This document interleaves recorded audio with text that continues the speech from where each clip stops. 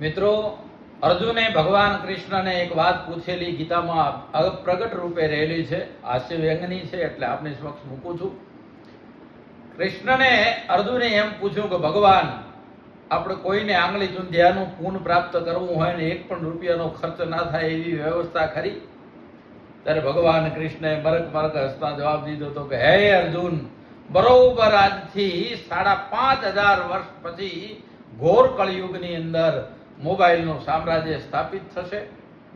બધાય લોકો પોતાના મનની વાત મોબાઈલના માધ્યમથી સમાજની સામે મૂકવાનો પ્રયત્ન કરશે અને એનો વિડીયો એ પોતાની ચેનલમાં અપલોડ કરશે અને એના માટે એને લાઇકની જરૂર પડશે, કોમેન્ટની જરૂર પડશે, એના માટે પોતાની ચેનલને સબસ્ક્રાઇબ કરવાની જરૂર પડશે, બેલ આઇકન બટન દબાવવાની જરૂર પડશે.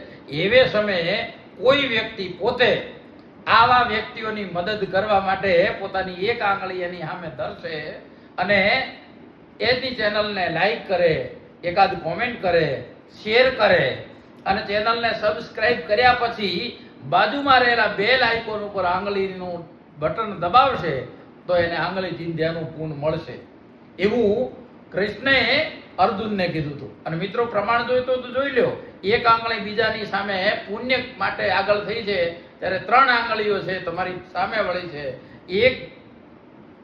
1% ભલું એનું થવાનું છે તો સામે 3% ભલું તમારું થવાનું છે.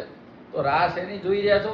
તમે પણ લાઈક, કોમેન્ટ, શેર, ચેનલને સબસ્ક્રાઇબ કરી આંગળી ચીંધ્યાનું પુણ્ય કમાવો.